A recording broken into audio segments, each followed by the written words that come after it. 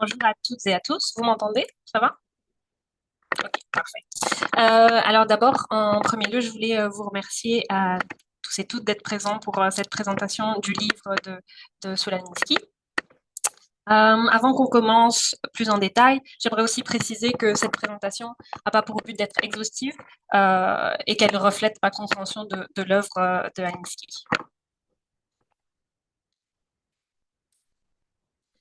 Alors, Solensky, qu'est-ce qu'on peut en dire en quelques mots? Il est né le 30 janvier 1909 à Chicago. C'est un militant et un sociologue américain qui s'inspire des militants communistes et des syndicats dans sa façon de faire du travail communautaire. Pour certains et certaines, il s'agit même du père fondateur du travail communautaire américain. Il est décédé le 12 juin 1972. À propos de l'œuvre maintenant, euh, donc Rules for Radicals, A Pragmatic Primer for Realist Radicals, publié en 1971. Mais en fait, ce texte est un texte retravaillé à la suite de 30 ans d'expérience de terrain sur les logements insalubres à Chicago au sein de la communauté noire. Donc ça fait partie vraiment du Laura, terrain. je suis désolée, je Oui, t'interromps, pardon. mais il y a une petite interférence. Je ne sais pas si c'est ton micro qui est mal positionné, mais on entend un petit bruit de fond. C'est peut-être parce que je bouge si je... C'est peut-être le câble qui... Désolée. Non, non, t'inquiète, ou alors peut-être sans micro, je sais pas. Sans le casque. Ouais. Ok, je vais essayer. Ça va mieux? Vous m'entendez? Ouais, c'est mieux? Ok. Je sais plus où j'en étais. Donc je disais oui, voilà. Son expérience de terrain à Linsky, c'est vraiment sur les logements insalubres à Chicago au sein de la communauté noire. En termes de contexte, le livre il est vraiment écrit à destination des militants de cette époque-là, donc des années 70. Et je voulais aussi attirer un petit peu votre attention sur les deux différentes traductions et publications. Donc une première traduction et publication en français en 1976 sous le titre Le manuel de l'animateur social, une action directe non violente. Et en 2012, une nouvelle traduction et une nouvelle publication, Être radical, manuel pragmatique pour les radicaux réalistes. Ça, c'est l'édition que j'ai lue. Et donc, du coup, je trouvais ça quand même assez intéressant de montrer un titre plutôt neutre dans un premier temps et puis un second titre un peu plus, peut-être plus dans la veine de ce que Alinsky aurait souhaité. Mhm. De nouveau encore, avant de commencer, je voulais aussi faire le lien ici avec la promotion de la santé.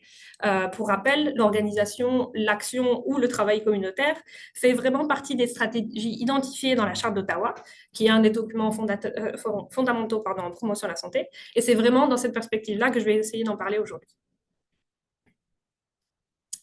Je voulais aussi vous partager un article que j'ai découvert qui s'appelle Typologie des approches communautaires, qui a été publié en 2007 et qui recense un petit peu différents et qui classe en fait aussi différents types d'actions communautaires.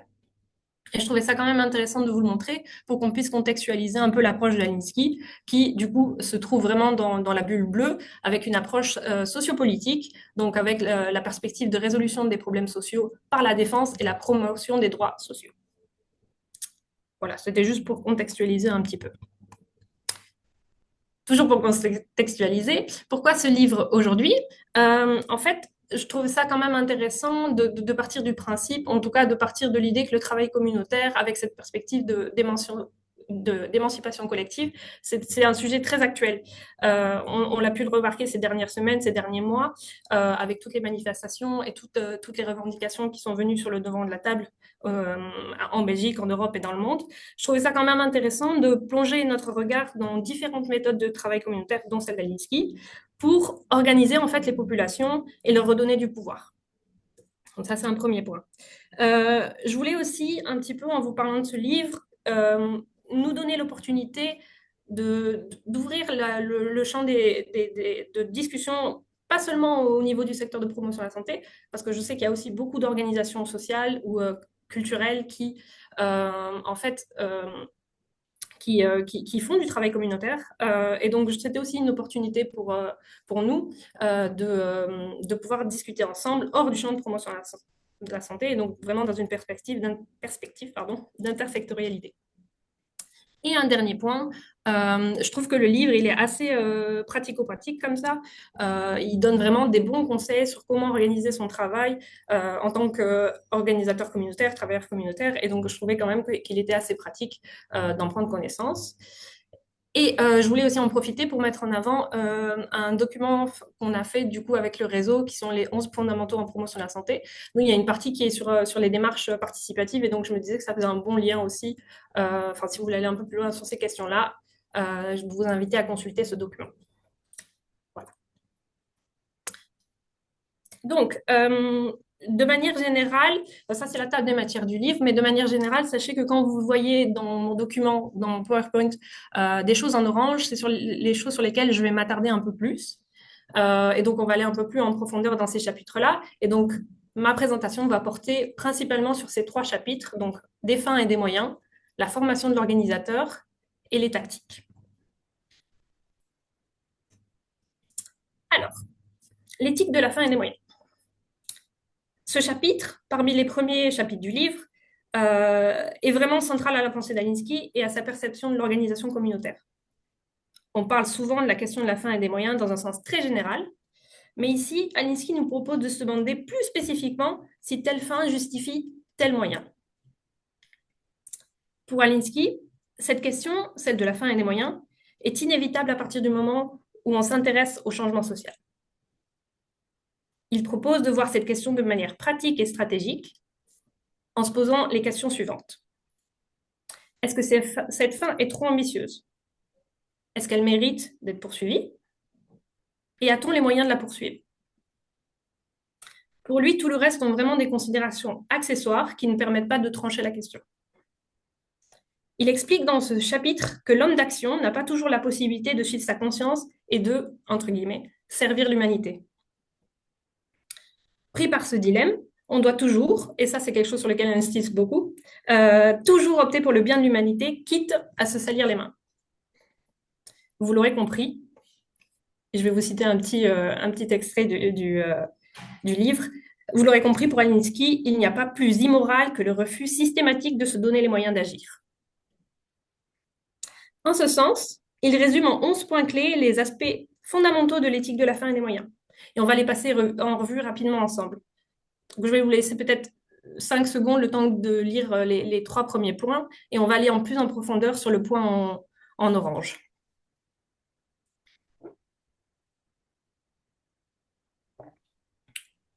Donc le point 2, la façon de juger de la moralité des moyens varie selon les positions politiques de ceux qui se posent en juge.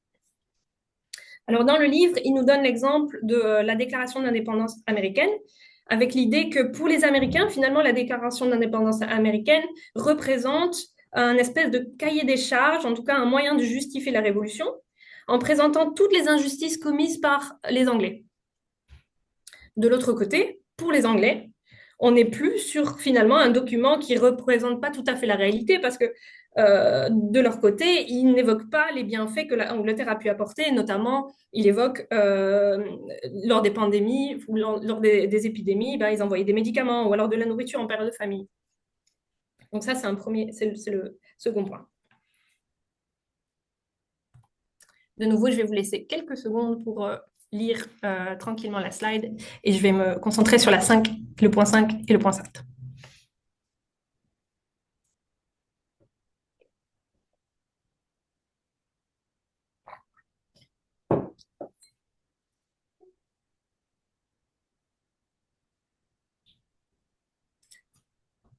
Donc, le point 5, le souci de l'éthique de la fin et des moyens augmente avec le nombre de moyens disponibles et inversement. En effet, pour Alinsky, si on n'a qu'un seul moyen, celui-ci devient automatiquement le bon puisqu'il n'y a rien d'autre à faire. Par contre, si on a le choix entre plusieurs moyens, alors viennent les questions éthiques. Et donc là, on peut dire organiser une manifestation, organiser des actes de désobéissance civile, rédiger une carte blanche. Ces différents moyens pour atteindre la fin désirée. C'est à ce moment-là que les questions vont dire, tiens, voilà, on ferait plutôt ça ou on ferait plutôt ça. Le point 7, de façon générale, le succès ou l'échec constitue un facteur déterminant de l'éthique de la fin et des moyens. Et là, je vais vous citer juste un petit extrait du livre parce que je la trouve particulièrement parlante. Donc, la citation. Un traître qui réussit, c'est du jamais vu. S'il réussit, ce n'est plus un traître, c'est un père fondateur. Il y va. euh, Slide suivante. Je vais vous laisser lire, du coup, comme d'habitude, et on s'arrêtera sur le point 10.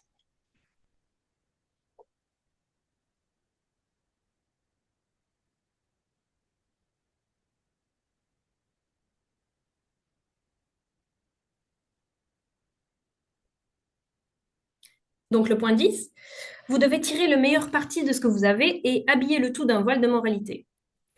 Dans le livre, là, du coup, Alinsky nous donne l'exemple de Gandhi et de la révolution pacifique en Inde. Pardon. Gandhi, du coup, s'était rendu compte que les Indiens n'étaient pas prêts à faire une révolte violente. Par contre, ils pouvaient protester en utilisant d'autres moyens plus passifs, entre guillemets, comme s'asseoir ou marcher pacifiquement. Et donc, a priori, ce qui peut paraître un point négatif, cette passivité, finalement, devient une force grâce au travail d'organisation de Gandhi. Ce dernier point conclut le chapitre sur l'éthique de la fin et des moyens, et je pense qu'Alinsky met le doigt sur plusieurs choses très importantes dans ce chapitre. La question de la moralité et à quel point elle est située et s'inscrit dans un contexte spécifique, la question du pouvoir d'agir avec la capacité ou non d'aller vers la fin attendue, et à quel point les moyens sont déterminants là-dedans. C'est aussi, je pense, nous donner l'opportunité de nous questionner face à nos représentations de ce que doit être une action communautaire en lutte. Et je vais quand même vous lire un dernier, un petit extrait du texte parce que je trouve qu'il est très cinglant. Donc, la citation. Dire d'un moyen corrompu qu'il corrompt la fin revient à croire à une sorte d'immaculée conception de la fin et des moyens. La réalité est déjà corrompue et sanglante.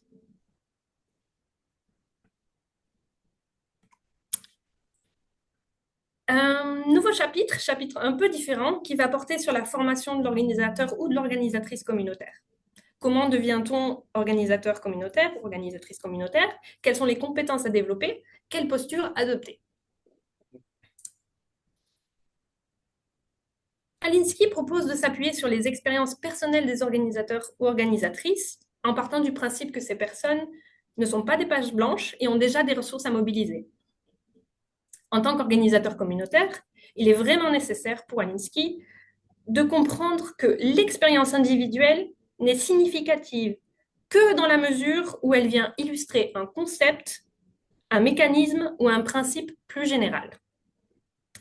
Je vais aller un peu plus dans le détail pour qu'on comprenne bien.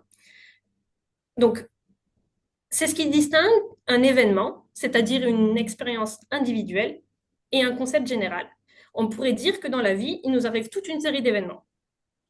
On est dans une posture un peu passive par rapport à ça, les choses nous arrivent. Bon. L'événement qu'on a vécu devient une expérience quand on a eu le temps de prendre du recul, de réfléchir et de l'assimiler pour en faire l'analyse. C'est à ce moment-là que l'événement se transforme en expérience et qu'on peut aller puiser dans cette expérience pour, par exemple, redonner à sa communauté, pour alimenter notre pratique et tout ça. En Belgique, on a les experts du vécu qui sont dans ce prisme-là. Je vous cite encore un extrait du livre qui met en lumière ce que je viens de dire. Les événements deviennent des expériences quand ils sont assimilés, quand on y a réfléchi, quand on fait le lien entre eux et un schéma général, quand on les a synthétisés. Plus concrètement, et pour vous donner encore un exemple, si un organisateur ou une organisatrice fait l'expérience d'un comportement raciste à son égard ou dans le collectif qui l'accompagne, il est intéressant pour lui ou elle de comprendre le concept plus général du racisme et de la discrimination, notamment son aspect systémique, pour pouvoir le prendre en compte par la suite. Dans un second petit point, si les organisateurs ou organisatrices n'ont pas fait l'expérience de quelque chose, donc typiquement d'un événement ou d'une situation spécifique, il est possible de créer l'expérience pour eux, ou en tout cas de mettre en place les conditions pour que cette expérience puisse être connue d'eux. Et c'est aussi quelque chose qu'on peut mettre en place au niveau des publics. Dans un deuxième plus grand point, Il souligne vraiment l'importance de former les leaders de communauté à être organisateurs communautaires, à la fois dans une perspective d'empowerment, hein, mais aussi pour pérenniser le travail local. Plus généralement, il conseille d'adopter une posture réflexive et autocritique.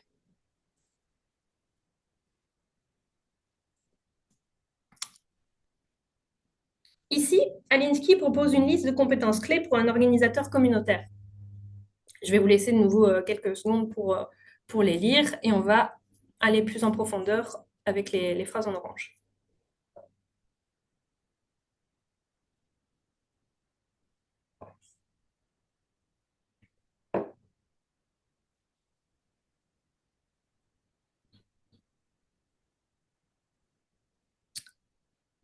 L'irrévérence. Pour Alinsky, l'irrévérence et la curiosité vont de pair, puisqu'il s'agit de questionner l'ordre des choses, les façons de faire, les façons de fonctionner. L'organisateur ou l'organisatrice communautaire refuse tout dogme. La communication, la capacité à communiquer. Pour Alinsky, les gens ne peuvent comprendre quelque chose qu'en fonction de leur expérience. Et ça, c'est vraiment important de comprendre dans la pensée d'Alinsky. En fait, il dit, si vous sortez du champ d'expérience des personnes, ils vont pas comprendre ce que vous essayez de communiquer. Et en plus, ça va ajouter de la confusion à ce que vous essayez de communiquer. C'est pour ça qu'il recommande de ne pas sortir du champ de l'expérience de vos alliés, en fait.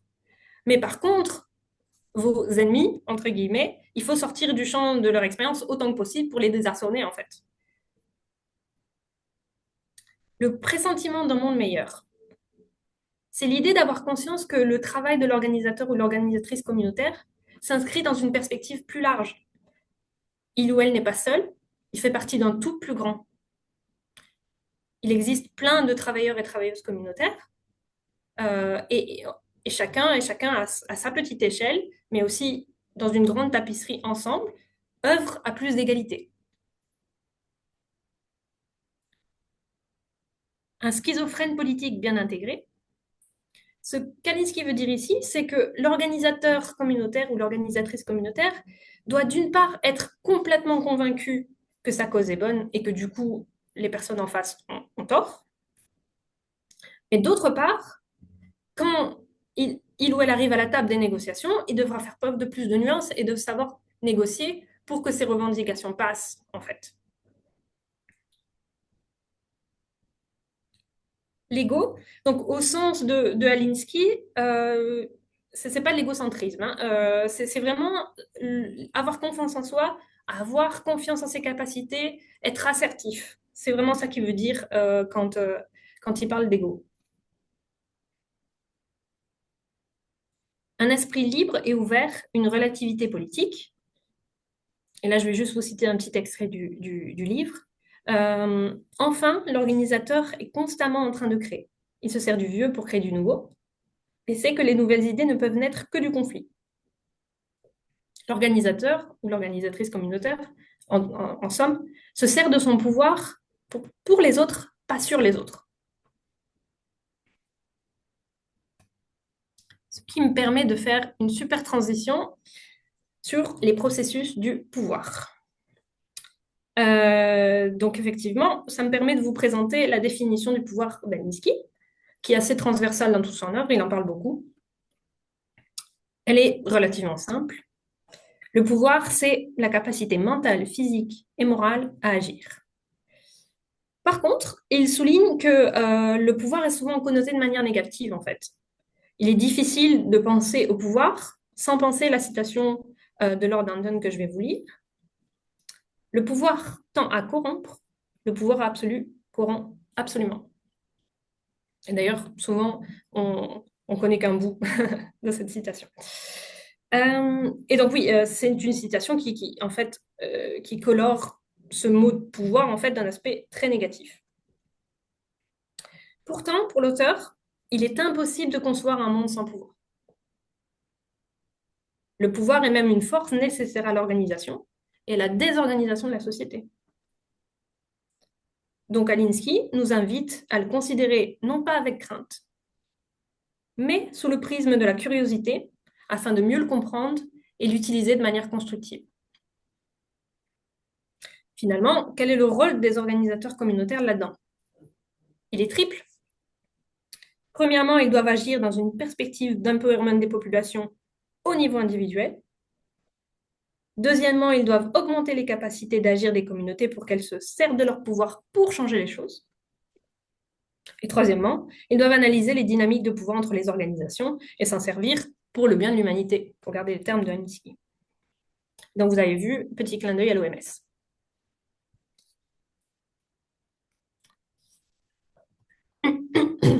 Et donc, ça me permet de zoomer un petit peu sur la question, sur augmenter le pouvoir des communautés. En tant qu'organisateur communautaire, la boussole, selon Helsinki, qui doit vous guider, c'est le principe de la dignité de l'individu. Il s'agit de respecter les valeurs, les désirs, les manières d'agir, les manières de lutter, les choix politiques et les revendications des individus que vous accompagnez. Mais aussi, et ça c'est vraiment important, que c'est leur avis qui prévaut sur le vôtre en fait. Ce repère permet de faciliter un climat d'empowerment et d'apprentissage mutuel entre les organisateurs et organisatrices et les individus accompagnés. Il est aussi très important de pouvoir faire participer les individus concernés à la résolution de leurs propres problèmes, pas uniquement dans une perspective de justice sociale, mais pour construire et appliquer de meilleures solutions, il va falloir passer par la mobilisation des individus concernés. En ce sens, Alinsky pointe la dichotomie qui traverse à un moment ou à un autre les organisateurs communautaires. D'un côté, la conviction profonde qu'il faut faire confiance au peuple et dans les décisions qu'il prend, et le doute, le sien ou celui de l'institution, quant à la capacité du peuple à répondre en fait à cette confiance. Et donc ce doute peut être en partie expliqué par ce que Alinsky nomme comme l'idéalisation de la pauvreté, c'est-à-dire plutôt le fait, les attentes que les organisateurs mettent ou ont envers les publics précarisés. Ça, c'est un premier point. Et il peut aussi être expliqué par les représentations, les clichés, les lieux communs qui sont mis en avant par les publics précarisés en termes de préoccupations quotidiennes comme ça.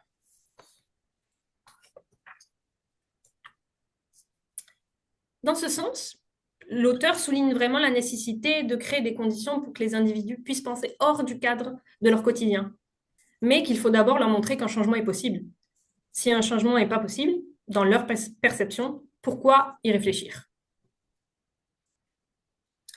Enfin, soutenir les communautés et les accompagner vers la revendication de leurs droits est très important. Mais qu'en est-il des communautés qui occupent une place déjà privilégiée ou qui souhaitent exercer leur pouvoir sur d'autres communautés? Quid des communautés antidémocratiques?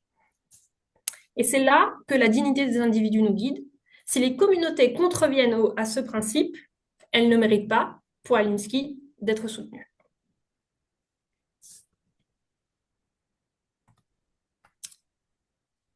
Enfin, le dernier chapitre que nous allons voir ensemble concerne les tactiques. J'ai rassemblé ici une liste non exhaustive de conseils sur les tactiques à employer quand on souhaite faire bouger les lignes. Je vais vous laisser de nouveau quelques secondes pour lire et on se penchera sur les phrases en orange.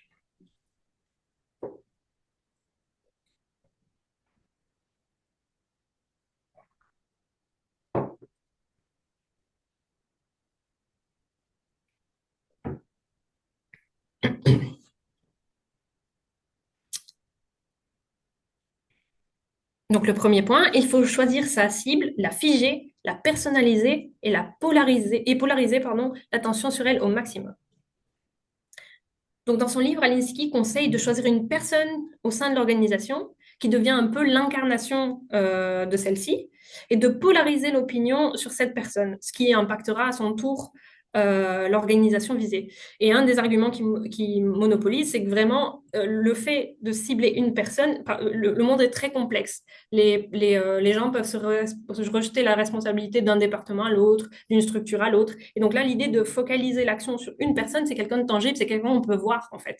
Et donc, ça aide vraiment à saisir, en fait, comme un point d'appui, en fait, pour faire des actions qui ciblent l'organisation et via cette personne-là. L'autre point que j'ai mis en orange, une attaque ne peut réussir que si vous avez une solution de rechange toute prête et constructive.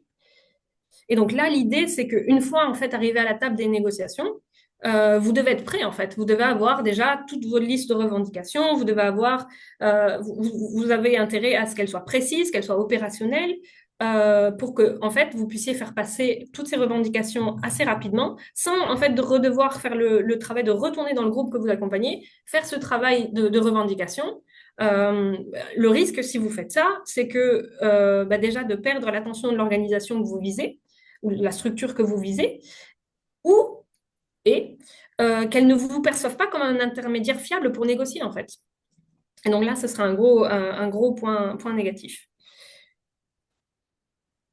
Et je me permets je ne l'ai pas mis en orange, mais celle que j'aime bien, c'est une tactique n'est bonne que si vos militantes ont du plaisir à l'appliquer. Et ça, je pense que c'est quelque chose que parfois on oublie un peu dans le travail communautaire, c'est qu'aussi, ça doit être fun. On doit s'amuser aussi. Et ça, c'est vraiment quelque chose, je pense, qui mérite une petite étoile. Voilà. Merci. Pour conclure, juste dernier mot sur la présentation du livre, j'aimerais quand même apporter des nuances quant à l'approche d'Alinsky en matière d'organisation communautaire. Et on pourra en discuter après aussi avec vos impressions. Mais déjà, c'est une approche qui est basée sur le conflit. Donc, c'est aussi une approche qui peut être un peu décourageante pour certains publics ou pour certaines professionnels. Et juste parce que je pense que je ne l'ai peut-être pas très bien illustré avec un exemple concret de à quoi ça ressemble concrètement une approche Alinsky de A à Z, je pourrais dire, c'est un peu l'exemple des suffragettes en Angleterre. Elles étaient vraiment dans ce mood-là. Euh, un autre point qui nuance un petit peu aussi l'approche, pas en termes de qualité de la méthode ou de qualité de l'œuvre, hein, plus en termes pour relativiser un petit peu ce qui est dit dans le livre. Euh, Alinsky, quand il donne ses exemples, quand il donne, au travers du livre, en fait, plus généralement, euh, il est assez clair au travers du livre, en fait, qu'une grande partie des interventions qu'il mène et qui ont pu avoir lieu, en fait, et qui ont réussi, ben, c'est aussi parce qu'il était très connu et très populaire, en fait. Les communautés venaient l'appeler, il était très sollicité. Et donc, il y a quand même un peu cette aura qui a beaucoup joué, en fait, dans la négociation. À la fin, les gens avaient peur de lui. Les structures étaient en mode, oh là là, si quelqu'un appelle Alinsky, on va... Enfin, voilà. Donc, parfois, il y avait des batailles gagnées un peu d'avance, comme ça. Donc, c'est aussi intéressant de le remettre en perspective. Et un dernier point, j'en ai peu parlé, mais en fait, dans son livre, il explique aussi sur l'aspect plus formation des organisateurs communautaires. Il souligne la difficulté d'être un bon organisateur ou une bonne organisatrice communautaire dans tous les contextes. Donc, c'est intéressant aussi de se dire, tiens, finalement, quid de la transférabilité des compétences? Quand on l'a acquis enfin, toutes ces compétences, quand on les a acquises dans un contexte spécifique, bah, finalement, en tout cas, lui se rendait compte que bah, on n'était pas bon nécessairement dans toutes les communautés de la même façon. Et donc, je trouve que c'est assez intéressant aussi de garder ça en tête euh, quand on lit le livre, quand on est sensible à son approche. Voilà. Merci beaucoup pour votre écoute. Et ben voilà, entamons la discussion.